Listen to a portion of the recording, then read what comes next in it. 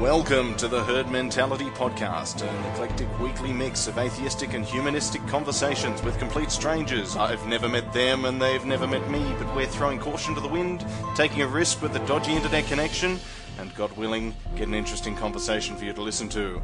I'm your host, Adam Reeks, and it's time to meet our guests.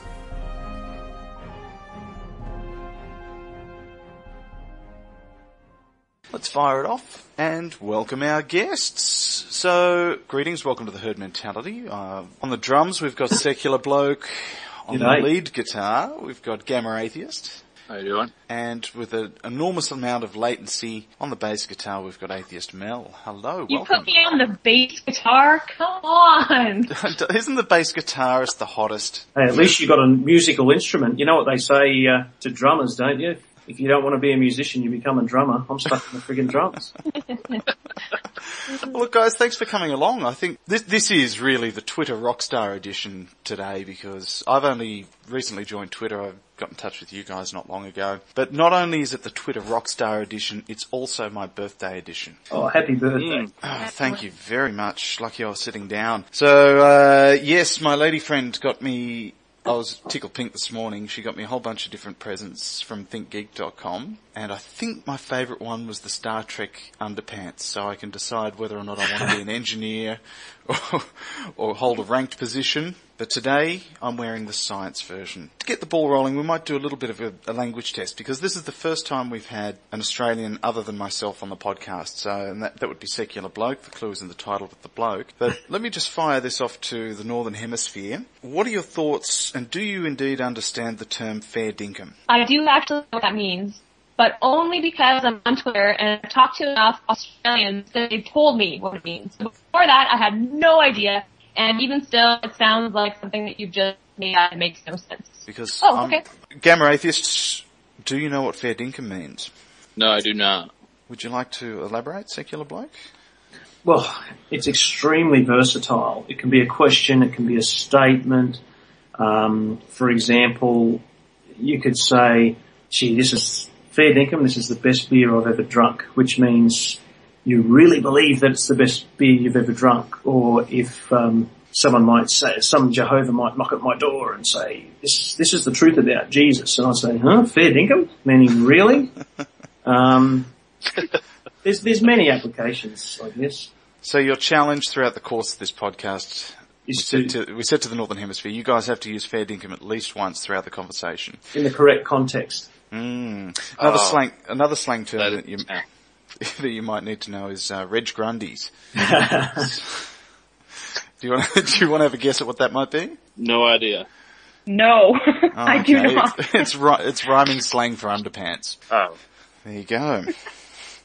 All right, so I do a little bit of statistics here and there for my job, and I was having a look because all of a sudden, we've got 3 of these Twitter rock stars all together in one spot where we can sort of bag out on everybody else without them having right of reply just at the moment.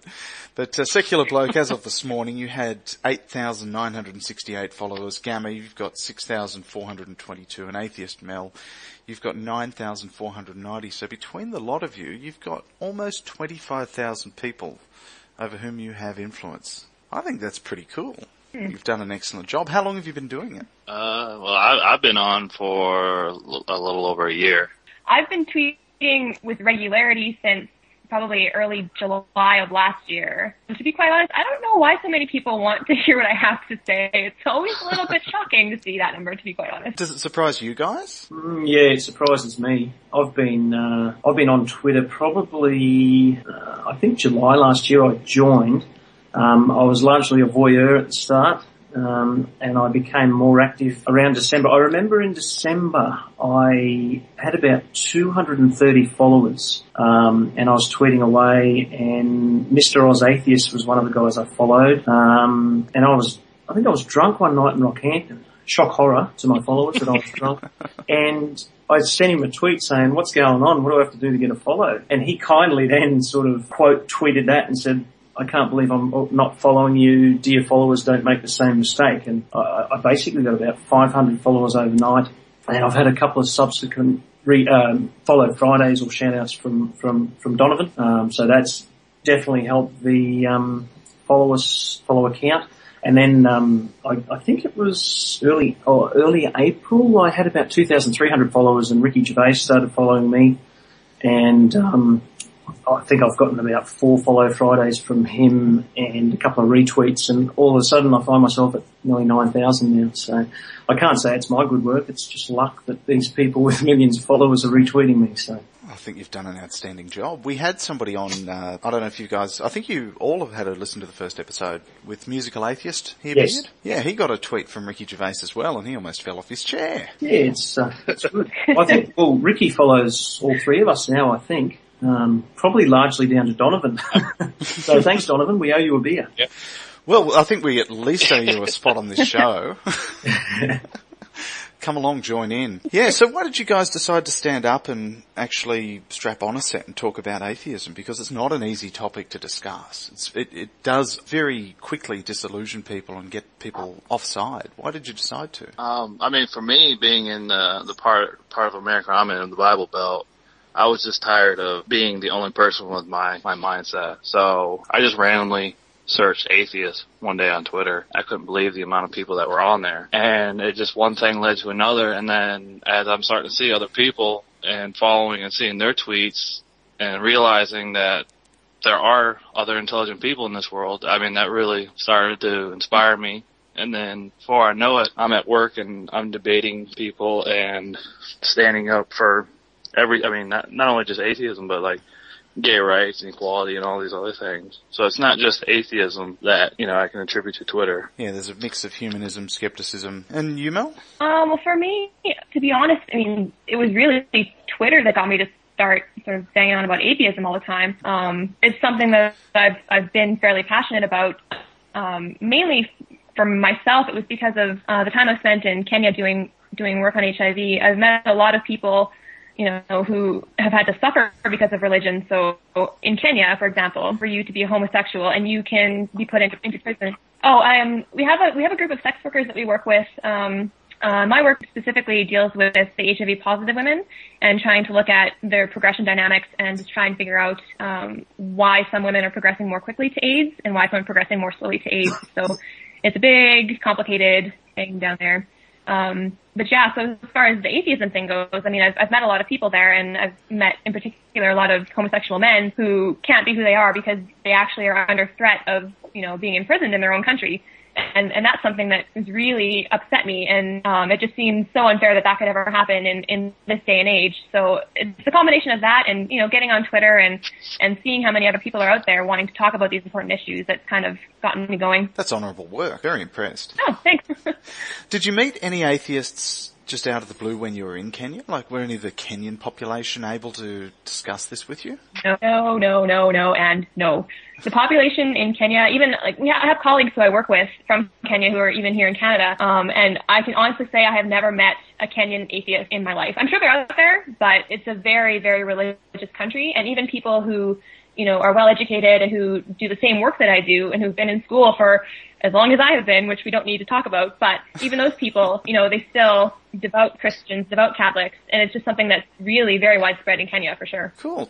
All right. So have you guys always been atheists? And this is a pretty common question I ask to everyone who comes on the show because I think it really gives a little bit of insight into people's current positions. Yeah, I mean, I've always been an atheist. I was never indoctrinated into religion or anything like that, so it was just natural for me to not have a belief in God. I've always been more interested in science, nerdy stuff anyways. Were your parents religious? No. All right. If you've never really been affected by the religion, why stand up? Because I see what it does. I mean, especially here, when we're fighting for gay rights and, the abortion laws and the simple fact that we're fighting to keep evolution in science class and things of that nature. It's just ridiculous, and the amount of exclusions that religion gets. I mean, just here, it's ridiculous. I know it's not as bad as it is in some areas, but I know it could be better. It's pretty tragic that you have to fight to keep education in an education system, isn't it? Yeah, it's crazy. It's ridiculous. I know It's ridiculous. They'd rather spend money on prisons than our education. Yeah, well, I've covered that with a couple of Americans in the first episode as well. We had a good chat about that, and I speak about it every recording I do, but cognitive dissonance, those guys are an absolute hoot. If you're not listening to those guys, you really are missing out. They go into an enormous amount of detail about how the prison system works in the US. I've heard them from the podcast, but I've watched other documentaries and everything on the entire prison system, and it's a joke. I mean, it's a system set up to fail. It fails for the taxpayers. It fails for the prisoners. I mean, it doesn't do anything positive. I mean, I don't know. It's the American government. I'm so frustrated with the American government and every part of it that it's just, there are some days where I get to a point where I get frustrated to the point where I want to give up. I mean, I know it's not going to do anything if I do. I can imagine. And how is it for you, Mel, looking in, because you're only just over the border, aren't you? Yeah, well, I'm very close to the border, so it's really interesting to watch American politics, much more interesting than Canadian politics, unfortunately.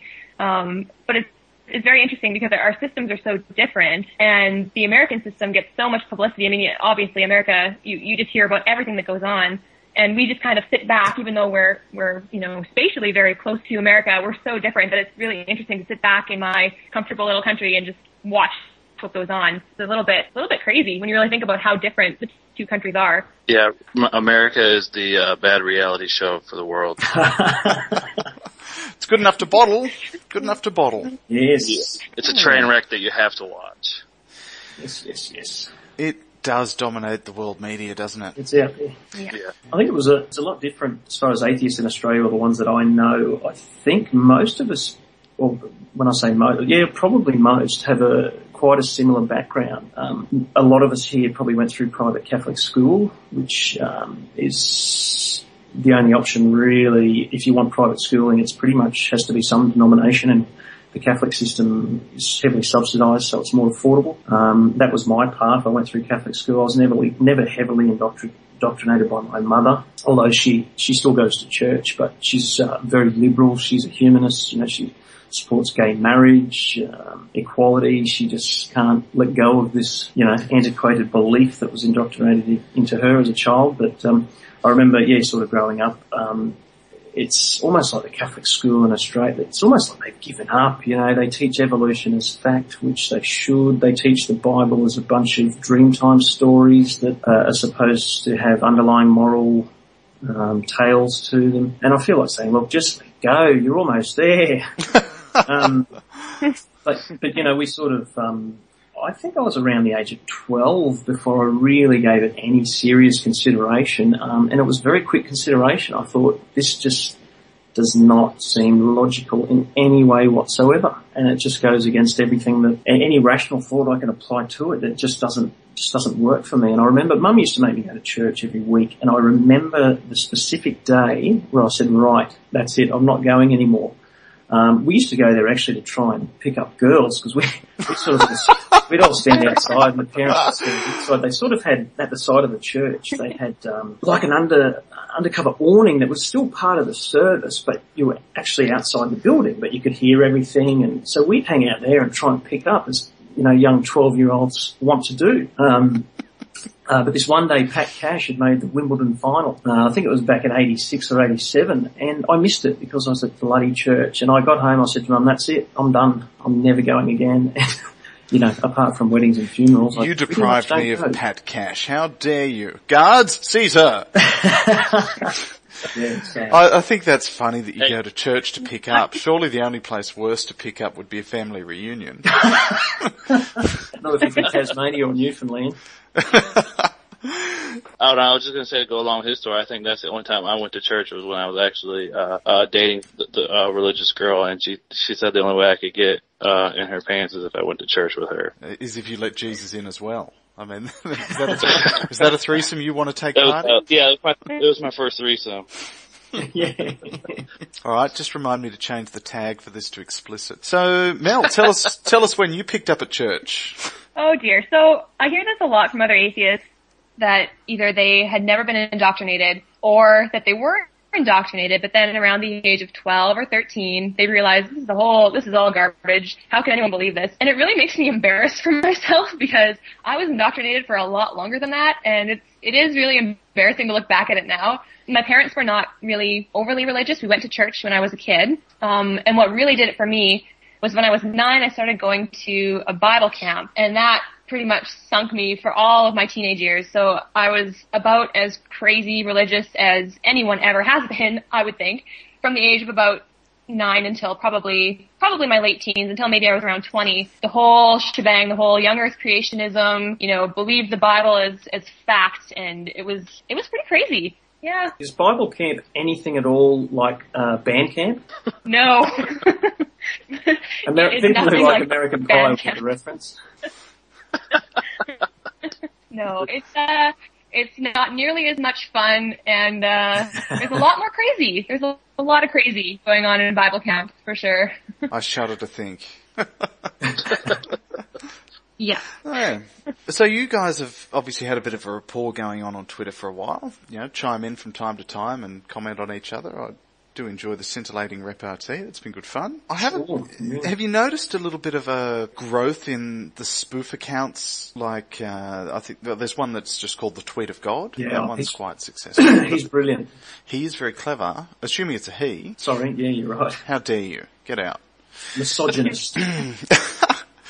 So we've got him, and then there's been a whole other explosion of these different accounts. The Yahweh and tweet of Jesus and all sorts of different characters. How do you think they're affecting atheism? I think it's a good thing. I think it sort of takes the more ridiculous sides of religion, I guess you'd call them, be it the misogynistic views or the homophobic views, and basically ridicules them in a public way. I mean, look at the Tweet of God. I think he's got 750,000 followers. Ricky Gervais retweets every second tweet he does, so he's got a big global audience. And I think he comes up with some really clever stuff that's quite amusing. That's my personal opinion. It seems there's a whole bunch of different gods that have a massive global audience. No, he's the only one. Some for the right reason. He's the one true God, though. Okay. I do get a good giggle out of those tweets. I think they're very funny. Yeah, I think they've been quite positive for at least the discussion. They're probably a little bit less specific, whereas at the level I'm just sort of dabbling in Twitter, and I actually use my real name, so I don't have a clever personality to associate with it. I think that really lends towards some to humour and being in character. I think it's a very clever idea. It's very funny. But the guy or woman who runs that God account also is a comedian and does comics and has written a book and so forth. So they're very cleverly turned it into a way to get some money out of it, at least. Yeah. But this is money. This would be the only time that God's paid tax, I would imagine. Yes. So, having been on Twitter obviously quite a bit longer than I have, what are your thoughts on debating theists? How do you go about it? Because now that you've got quite a few followers, as I said earlier on in the piece, almost 25,000 followers between you. I never see you really getting into the nitty-gritty and debating the really fine points with the theists. It's more a case of, here's something that they've said that is absolutely ridiculous, retweet, ridicule, and move along. Not always. Ridicule is a tool that can be used when someone is totally ridiculous. But I do sometimes enter more meaningful dialogue. And a lot of people sort of try and tell me, you're not going to change the world, you're not going to convert a religious person to an atheist, and I wouldn't want to, it's not my goal, I'm not interested in doing that. What I do is I debate them, and I always make it public so everyone can see it, for many reasons, mainly, I guess, to highlight what how religious indoctrination can affect rational thought and rational discourse. The other thing is that you've got to remember there's a lot of people out there watching who may not be where myself, Dave, and Melissa are, and you, Adam, in that they might be in societies that are really heavily, fundamentally religious. They're having these doubts about their faith, and they're worried about coming out. And, it's nice for them to get on, I guess, and know that there is a big community out there. Yeah, I read just touching on that with David, I read a blog post that you put up this morning on behalf of somebody else who is in one of those countries where they're unable to overtly express their beliefs. Yeah. I'd actually, encountered with him on Facebook, and he had messaged me, and he had said, hey, I really want to email you my story, but he said, it's very important that I remain anonymous. He goes, I just want my story to be out there for others to know, if they're in a similar situation, that there are others out there. But he said, you need to keep it anonymous because, he goes, I was scared for my life. Yeah, wow.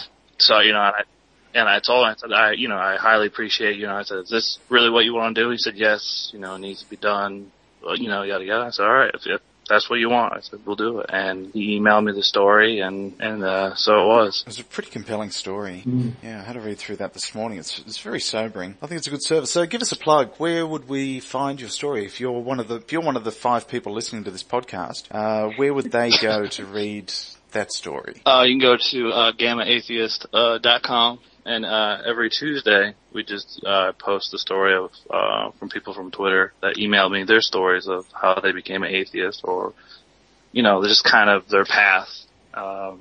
We get I get a whole mixture of stories, and I really enjoy it. And a lot of the people that read it seem to enjoy it because it gives them something to relate to. I mean, because like just in this conversation, you can hear how the three of us have come.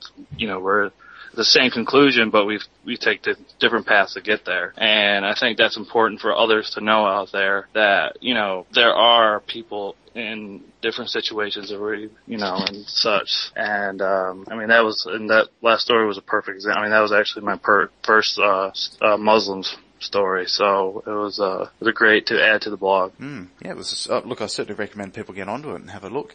And do Secular Bloke and Atheist Mel, do you guys run a blog at all, or where do you vent your steam? Is it just on Twitter? I do have a blog that I recently started, actually when I was off Twitter for a bit. I actually got some posts up, and it's kind of interesting because I started on Twitter, and Twitter is really great in the unique way that you have to really be very concise when you're trying to say something with the character limit, which can be really great in some cases. In other cases, it's really necessary to have more than 140 characters to get your point across, which is kind of why I decided. That old chestnut when they send you a tweet and say, okay, well, Big Bang, prove it. Yeah. Or explain evolution. I'm like, well, I'd love to, but I need more than 140 characters to do that, unfortunately. So, yeah. So that was why I started the blog in the first place, is because there's some topics that I wanted to expand on without having to send 50 tweets to get the point across. So, yeah. And the other thing is, you could sit down with these theists who say, oh, okay, explain and prove evolution to me, or explain how the Big Bang happened. And you could explain it as clearly and thoroughly as possible and spend half an hour doing so. And at the very end, they'd be like, oh yeah, well, God caused the Big Bang. Or I'll pray for you. Either that or God guides evolution. It always goes back. But the other drawback sometimes with the 140 character limit too is you'll get some of those people that will write one message, but it takes 8 tweets to do it. So you have to scroll through your mentions to see one conversation, and then in that case, if it's a theist, I usually just block them. I'm done. We're not here to be laughed at. Yeah, I was having a chat with a couple of theists this morning. We kicked off with, it was a pretty abrasive encounter, really. I'd sent them a couple of tweets. I didn't really give it a lot of credibility because I just knew that the path we were going to go down was going to end in tears. So I thought, life's too short. Then one of them picked me up on something, one of the jokes I'd made. It was probably about Ray Comfort, I can't remember. And I thought, you know what, actually, let's have a shot at this. And I was very polite to them and began asking questions and asking them to be concise as well. But getting a question out of them, it would have a lot of mumbo-jumbo or pseudoscientific sounding words put into a form that was very ambiguous. It could have been interpreted any number of ways. And I thought, you know what? Maybe these guys need to come on this show. And so I threw the offer open to them. And I think what I'll end up with is having a couple of theists and a couple of anti-theists in a future episode. So, adult discussion only. There's going to be no finger pointing or name calling. But I think that'd be an interesting discussion. That would. I think that'd be Very interesting. Yeah. Yeah, well, I'm not as crass or perhaps as concise as Christopher Hitchens, but if somebody's going to give me the time to make my point, it's probably fair enough to hear their point and then really get to the nitty-gritty, because that's the tricky bit, really getting to the bit where you can both agree on something. Yeah, I agree. I mean, I've had more than one debate with theists on Twitter over a range of different topics. But I find as soon as you start asking those deep digging questions, quite often you'll get a response of either burn in hell, or they'll come back and come at you with a logical fallacy, either a straw man or a slippery slope whatever. They'll just come back with something that's just dishonest and a waste of time, really. I'm sure all you guys have faced the regular straw man that they throw at atheists, that it's a belief, that whatever, it takes just as much faith to be an atheist as it does to be a theist. And well, the term is used interchangeably, isn't it? Atheism is applied to somebody in the same way that Catholicism is applied to another, and that's where they get confused. Yeah, I guess, and they what they can't grasp is that I'm only talking on my behalf here, but I'm sure there's a great majority of Twitter atheists and real-world atheists who probably are of the same position that I am, and I would consider myself an agnostic atheist, because they're not mutually exclusive. Agnosticism deals with knowledge. And do I know God does not exist? No, of course not. Do I believe he does exist? No, I don't believe he does. And I think there's many of us that probably would just, describe ourselves as agnostic atheists. Well, there's plenty of people who are prepared to believe if God were to just rock up as you took your last passing breath, shone the torch in your face and said, right, you're on your way to me now. Sure. If you really do believe I exist, let's deprive you of oxygen and see what your brain does. And exactly. I mean, I'm open to, my position's not set in concrete. If I see some valuable evidence or empirical evidence that he does exist, of course I'll adjust my position. It would be irrational not to. Yeah, and as there are so many atheists and we largely agree on most things, or to apply, give myself a free plug here, there's a bit of a herd mentality there where you can also rely on somebody else who is also of a similar opinion to you but may be better educated on one particular point, and you can sort of defer to their leadership to a degree, but still be prepared to change your own opinion should the evidence suggest that you do. Oh, definitely. What about you, Mel? Yeah, for sure. I mean, I agree with everything Secular Bloke just said. I've only, in my time on Twitter, come across 2 or 3 atheists who actually say that they would consider themselves to be Gnostic atheists that actually believe and know that there is no God, which I think is honestly a pretty illogical position to take.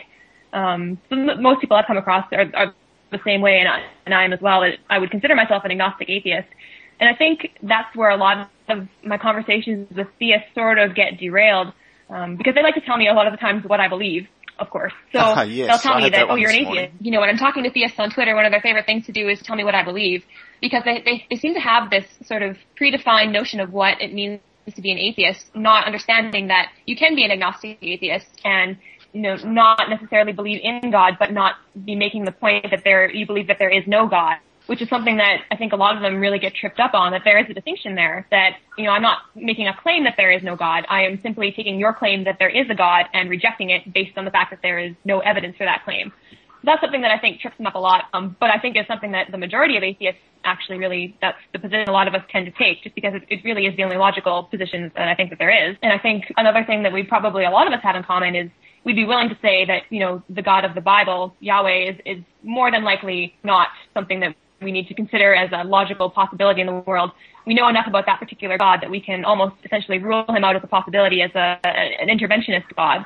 But we leave open the possibility that, sure, there could be, some supreme being who doesn't really care about us, but maybe started the universe in some way that we can't define or we can't understand at this point. That's something that we leave open a slight possibility for that, just because, as we can't definitively prove that type of being doesn't exist. Just to touch on what both of them are saying, I agree. That being an agnostic atheist, I like to use references, Richard Dawkins' scale, being a 6. I would love to be a 7, but unfortunately we don't have all the evidence for us to be considered a 7, and that's the clear difference between atheists and theists, is we're happy with being a 6 not happy, but we accept it, and we don't claim to know for sure. Where on the other side of the spectrum, we have the theists that are just, they know God exists.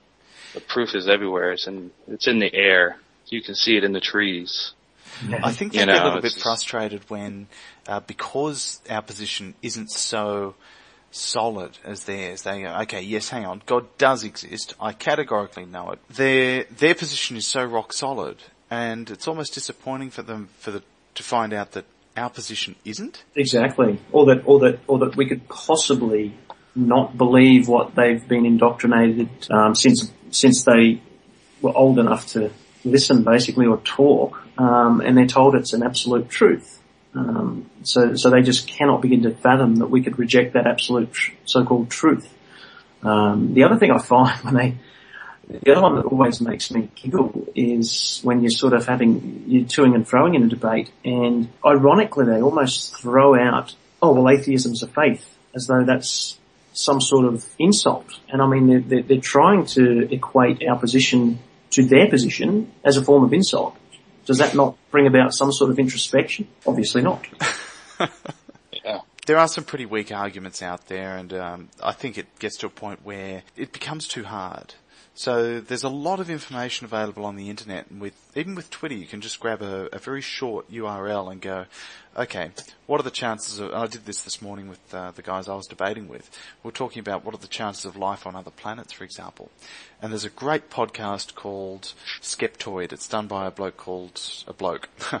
a gentleman by the name of Brian Dunning from Skeptoid.com, and he analyzes different topics every week. And the podcasts only go for 8 or 10 minutes, but he writes this essay and reads it, and he's very animated. He's a very entertaining guy to listen to. That sort of material and being able to sort of copy and dump it into a tweet and go, here is the point I'm trying to make. It can be done very succinctly. It'll only take you 2 or 3 minutes just to have a listen to this or read this web page, and it can do what I can't do in 140 characters. But 99 times out of 100, they seem to get dismissed. It's just pure cognitive dissonance. It's all it is. So we'll do a quick whip around. Has anybody ever witnessed a miracle? Okay, so we've just had some rampant laughter there. So is that a yes or a no? I don't have evidence. I don't have evidence that I haven't seen one, so I'll go with no. Oh, shut up! No is the answer. Yeah, that's a very very confident no from me. What would it take if you were to see something completely out of the ordinary for you to dismiss it as random statistical charts? It would have to be something that defied the laws of physics, I guess, and something that had no explanation. Not quite. I would go with an amputee growing their arm back. Yeah, that's a really good one. Should we pray? And they use that for prayer studies as well, don't they? There's a guy on Twitter. Pray the arm back? Yeah. While you're praying someone's gay away, perhaps we could be converting that into limbs for other people. Well, look, it's amazing what prayer can achieve. It can pray the gay away.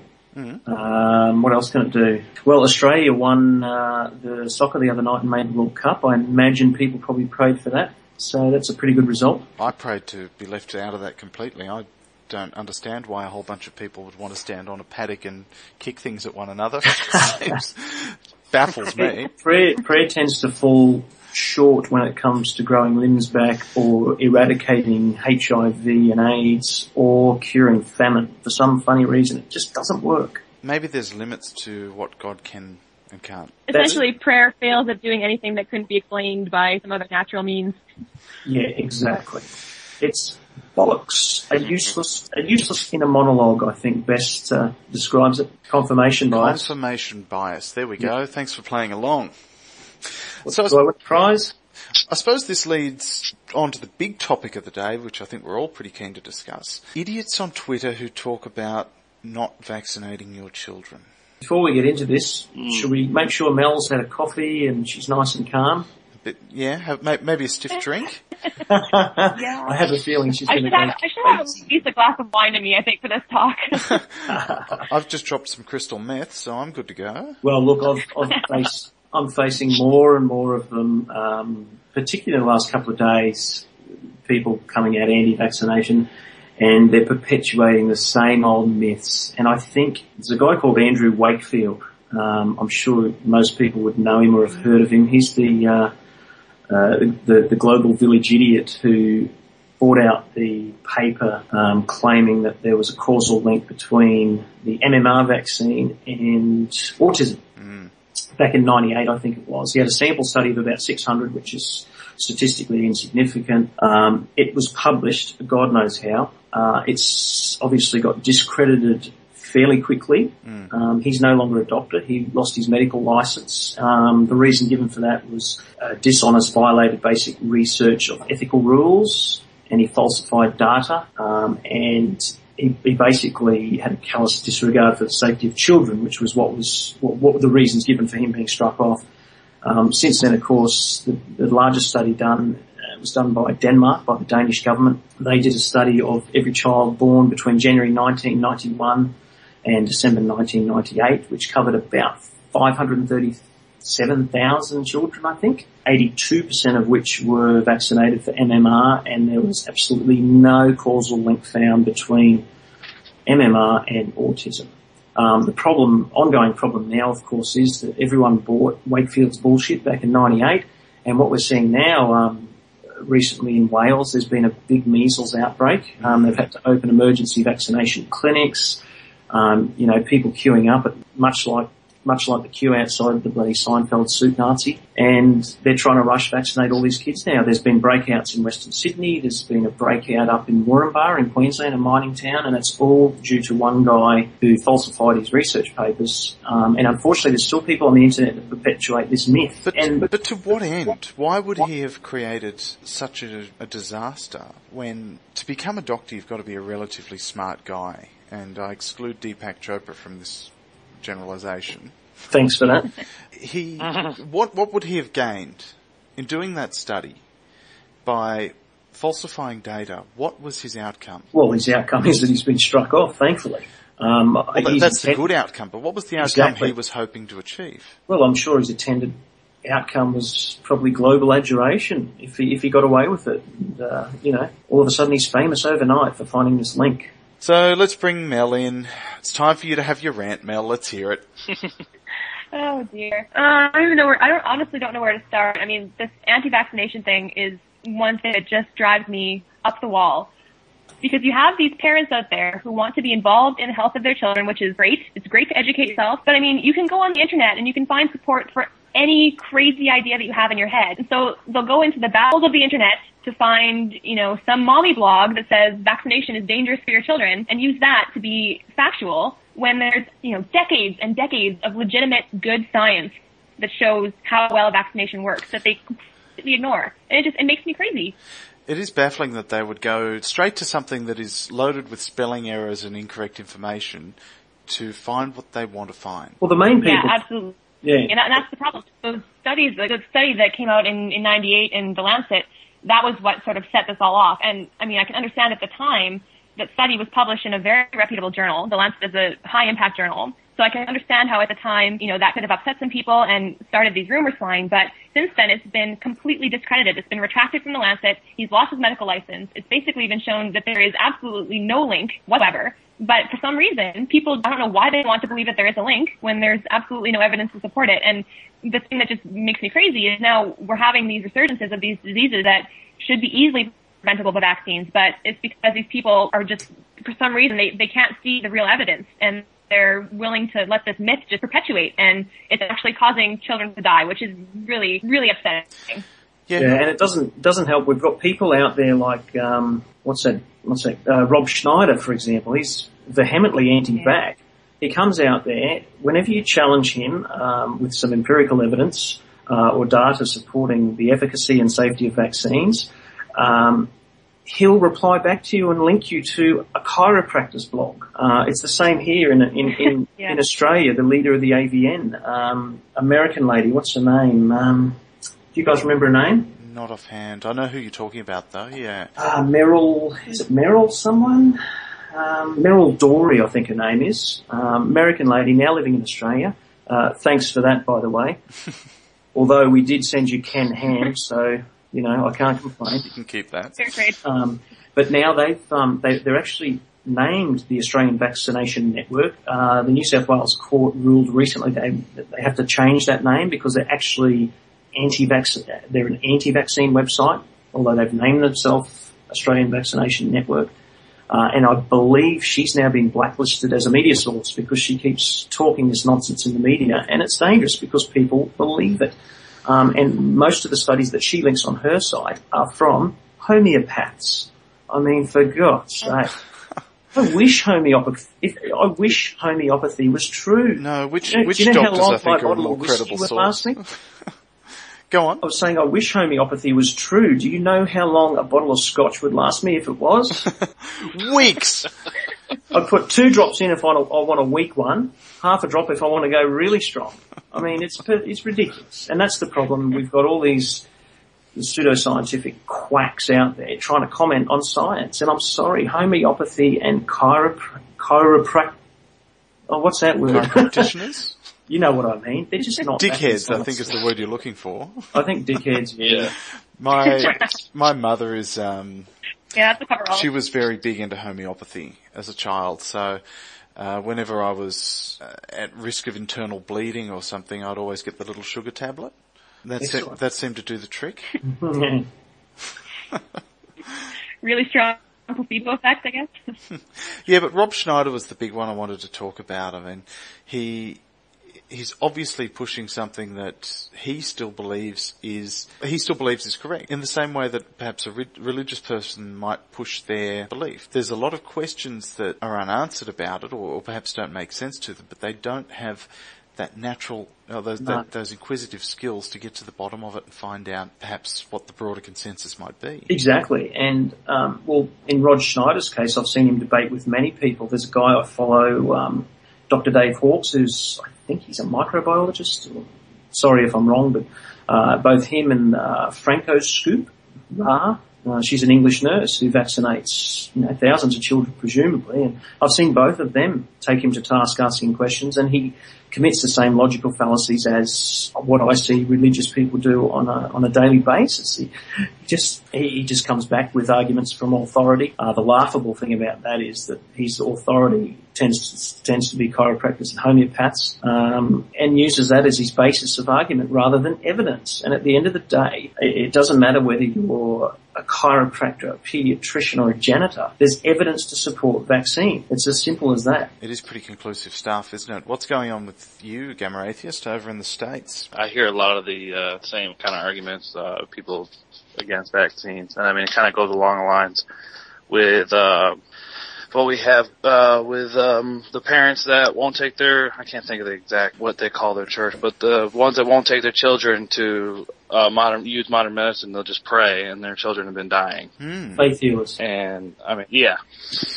Actually, Ricky Gervais tweeted something about that this morning, didn't he? That American couple, were they an American couple who prayed for their child, but they'd not only made the mistake once and lost one child, they'd lost their second.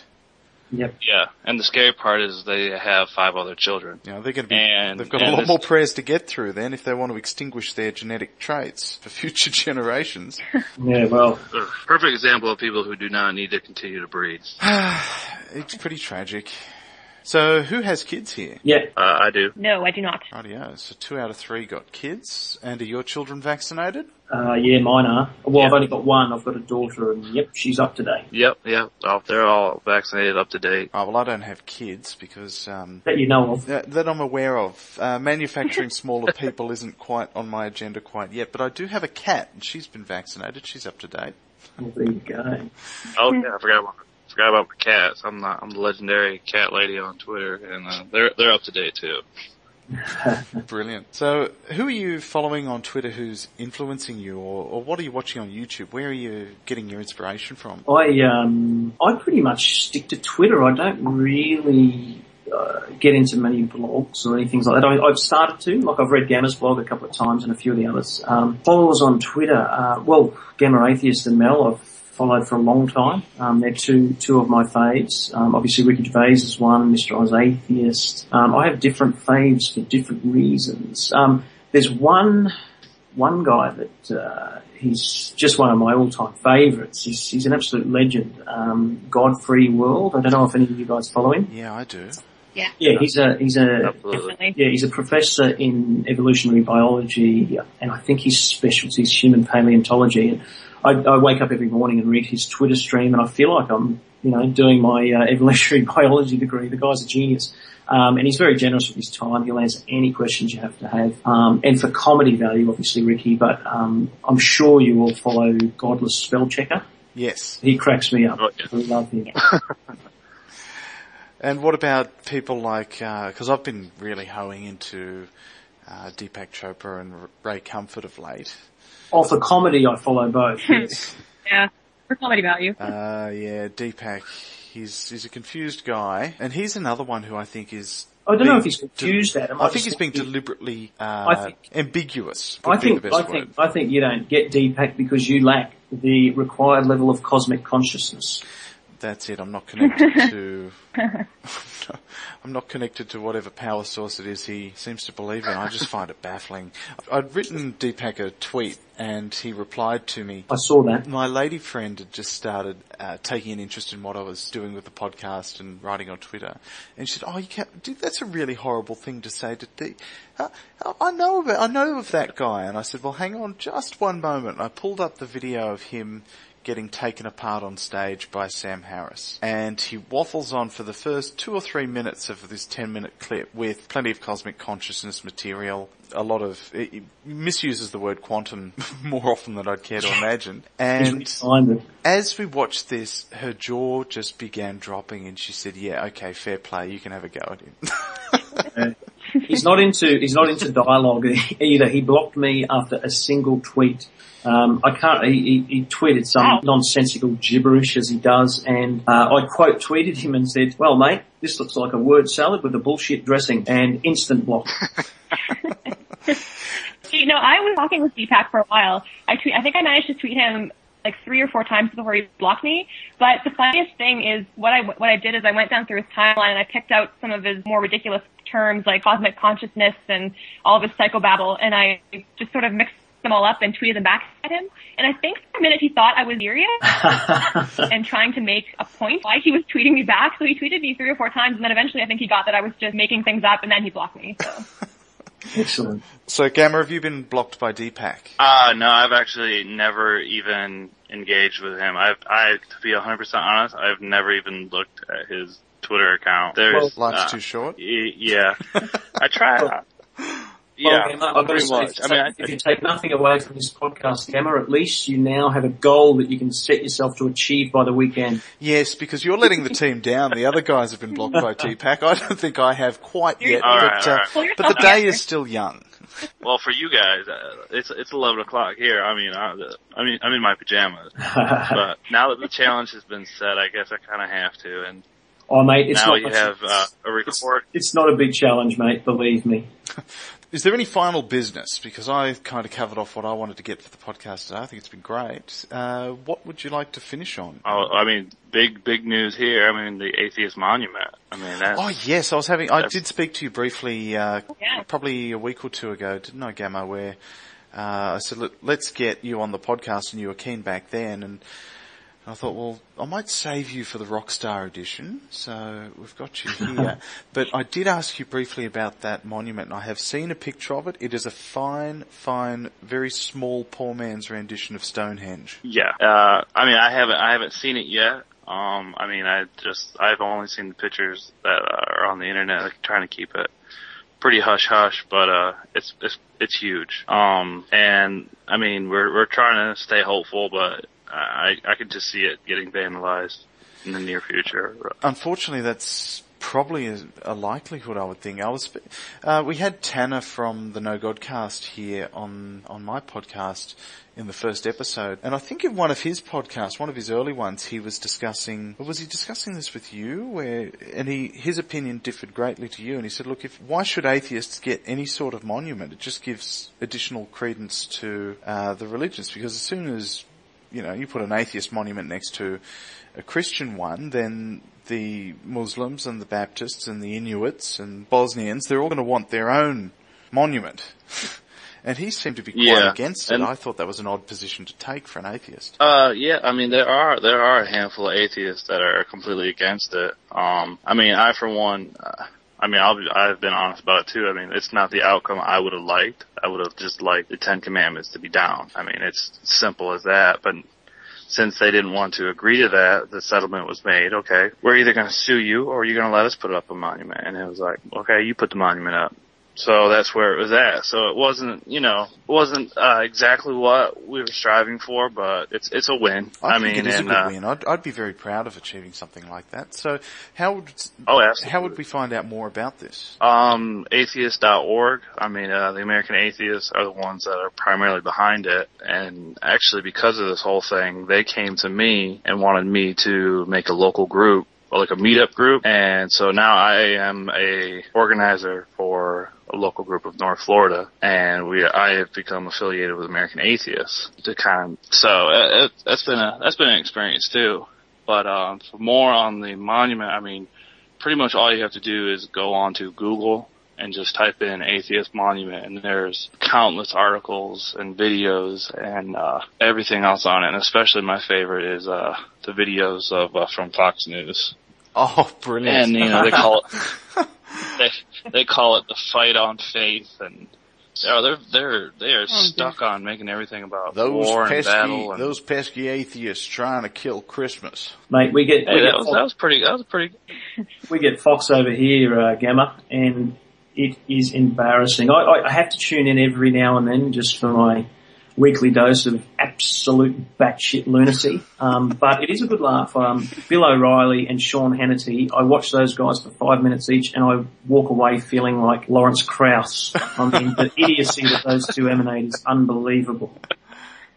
In all seriousness, me and my girlfriend, we will sit down to have dinner or whatever, and we are an American family, so sometimes we'll sit down and watch TV while we're eating, and instead of like watching comedy, we will turn on Fox News and just laugh. Laugh. And then when we want the news, we go to Comedy Central and we'll watch The Daily Show and The Colbert Report. Brilliant. It seems to be a little bit more objective, doesn't it? Well, I mean, they tell the brutal honesty, and Fox News is Fox News. There was a brilliant intro to The Simpsons, I think, that got cut. This made the news headlines, I couldn't tell you how long ago. There's a helicopter or something flew past in the intro of The Simpsons, and it said on the side of it, Fox News, and then underneath it, not racist, but #1 with racists. And they had to take it down. But I think even The Simpsons is published through Fox, isn't it? I think it is. Isn't it distributed by Fox? Yeah. Oh, there you go. Yeah, Fox has Family Guy and American Dad, all the shows from Seth MacFarlane, so it's kind of a head scratcher. And in Canada, Mel, where do you go for journalistic humour? Same place. Myself specifically, I watch the Colbert Report and Jon Stewart. And those are the big ones here too that we get a lot of entertainment out of. We don't have a lot of different programming in Canada. We tend to sort of look to the US and kind of piggyback on whatever they have going on. And you really can't beat those two. Those are Friends. Those are just I don't know what you're talking about. We don't do that. We don't, because in Australia we've only got a handful of TV channels on free-to-air. Very few of us here bother with the cable subscription or the satellite subscription over here. So we have 5 TV stations that are broadcast free-to-air. And you get your brilliant American sitcoms from time to time. There's plenty of Big Bang Theory and the really pop culture stuff we get. Well, there's more now. There's about 16 free-to-air now. There are, over the digital frequencies, yeah. But, and there's 5 major stations that distribute those. Since we've gone to digital, it's been really quite good. We actually get to see what's happening in the world without static. But we don't get to see those things that I'd really quite like to see more of the Jon Stewart Show or Bill Maher. I think I've seen him on YouTube. Bill Maher, I love it. I quite enjoy him. He's very entertaining. We do get him on here, but yeah, you have to have the cable TV to get that, which I've got, but it's a rip-off compared to what you guys pay up in North America. Yeah, you guys pay 30 cents a year or something to get cable. Over here, we pay, it's an exorbitant amount. Like to get the whole package, you're talking sort of 150, $200 a month or something, isn't it? Yeah, I think it's $135 a month now for the platinum package. I don't have that, but mine's still, I think I pay about $95 a month. I don't have the movie channels, but all the sports and documentary channels and all the American channels, all this, I think, Jon Stewart's show and Bill Maher played through CNN or some channel like that. I can't remember, but we definitely do get them, but you've got to pay through the nose. Yeah, that's why God invented YouTube, guys. Exactly. Hey, thanks to YouTube, I was able to watch Derek. So. Oh yes, well that's a brilliant show, that one. Tell me about it. I haven't had a chance to have a look at that. I've got extras on DVD, and whenever I want to feel sorry for somebody, I put that on. So Derek's basically, it's set in an old person's home, and Derek's the lead character, played by Ricky Gervais, who's I guess he's sort of a guy that works around the old person's home. He's got some sort of disability that it's not really clear what it is. And it's just about the relationship he has with the other workers and also the patients living there. His best mate's Dougie, who's the janitor there, played by Carl Pilkington. And they've also got another mate that basically just hangs around, does no work, drinks cans of Tennant Super, which is what all the homeless people drink in London. It's about £1 a can and 8% alcohol. That's the stuff you got to drink with clenched teeth to filter out the crap, isn't it? Well, you can't smoke a cigarette and drink it at the same time. You'll self-combust. But it's not the nicest drop. But yeah, it's sort of centered around that. And there's 6 episodes that have been released, I think, or 7. But I found myself every episode, you experience every emotion. I mean, you laugh, you cry, and you laugh again. It's an amazing piece of TV, in my opinion. One of his best so far, I think. Wow. All right. Well, I'll definitely be taking that away from the chat today. I'll go and check that one out. Yeah, I remember just seeing all the tweets about it, and everyone in the UK and everything that was watching it, and they were talking about it, and I just got tired. And I remember actually talking to Bloke. We were talking back and forth, and he said he had watched it, and I was like, okay, I gotta watch this. And he's like, I'm just letting you know you're gonna cry. I'm like, okay, all right, And then, sure as shit, the last episode, he even warned me. He's like, season finale, and sure as shit, I'm watching that, and all of a sudden the tears are just coming down my face, and I was like, what is going on? I don't do this. And Episode 6. I've watched that, because I just with the relationship that I had with my father, it was very similar kind of situation with me. So I've watched the episode 4 times, and all 4 times I've had tears running down my face. Yeah, I'm the same. I know it's so just with that alone, obviously I had a ton of respect for Ricky before that, but just with the Derek series, I added a lot more to respect for him that I didn't think I could achieve. Yeah, the drama aspect he puts into it's amazing. It blew me away. I was quite surprised. But there's also some very, very funny lines in there and funny scenes. I won't give too much away, but two of my favourite is when Kev shits himself in the meeting, and the other one, Gamma, do you remember that line when I don't know if she's a nun or something that's come up to the old person's home to sing hymns while they're playing at the organ, and they pan down to Kev, who's holding his can of Tennant Super, and Carl, and Dougie's sitting beside him, and Kev all of a sudden, he's got that filthy deviant look on his face, checking out this nun. He takes a swig of Tennant Super. He looks at Dougie and says, "We'll see how fucking Christian she is with a few of these down her neck." I literally cried laughing and nearly fell off my chair. Oh dear. But anyway, I won't give too much more away. And sorry, I've just sworn on your podcast. Oh no, look, it was fine. In quote mark. Yeah, you need to get on Stitcher for the Android users. Well, that's the next trick, because I had a look at the application form for that, and it is worse than prison sex. It's there's about 50 million. Take your word for that, Adam. Sorry, what? Okay. It's really quite an involved application form. It's like trying to apply for social benefits. You've really I'll have to take your word on that one. You got to jump through a lot of hoops just to put a bloody podcast up. Yeah. All right, and Mel, have you got anything else you'd like to contribute? Any plugs you'd like to give? No, not really. I haven't, just going back to the Derek thing, I haven't actually seen that show myself. I've heard a lot of really good things, but hearing that grown men are crying at this show, I'm not sure if I'm going to watch it, because I'll be honest, I cry during, Hallmark commercials and things of that nature. So I don't know if that's going to be good for me. You're gone then. You're gone. You'll definitely I might be in trouble. Yeah, you'll be in trouble. All right, and Secular? No, mate, just thanks for having us on. And I assume we'll all chat on Twitter. And if you're not following Adam Ricks or Mel in Canada, you've changed your Twitter handle now, haven't you, Mel? Yes, I have. Atheist Mel, isn't it? Yes, that's right. And at Gamma Atheist, get onto it. They're great. We talk plenty of nonsense. Sure. Yeah, look, I do enjoy jumping out of a morning and seeing what you guys are up to. It's truly enlightening stuff. I think it's good fun. So thank you very much for participating today. It's the check's in the mail. What I'd eventually like to do is, I don't know if you've subscribed through iTunes. I know a couple of you have, a couple of you haven't. But the little image with the two cows. Yes. I'd like to get that printed up into a T-shirt. So at some point when I manage to turn this into something that I can monetize, I'd like to be able to, anybody who does come on the show, post them out a T-shirt. Well, you guys, you heard it here first. In 2064, by the time the Ayers Rock Olympics come around, I should have T-shirts for everyone. I'll be able to fill out the back catalogue. You can just lay mine over the gravestone. You can wear it to hell, guys. Wear it to hell. Look, thank you very much for coming along. It's certainly entertaining discussion. And follow these guys, Secular Bloke, Gamma Atheist, and Atheist Mel. I'm at Adam Reeks. Have a wonderful life. Take care, guys. Thanks, mate. I appreciate it.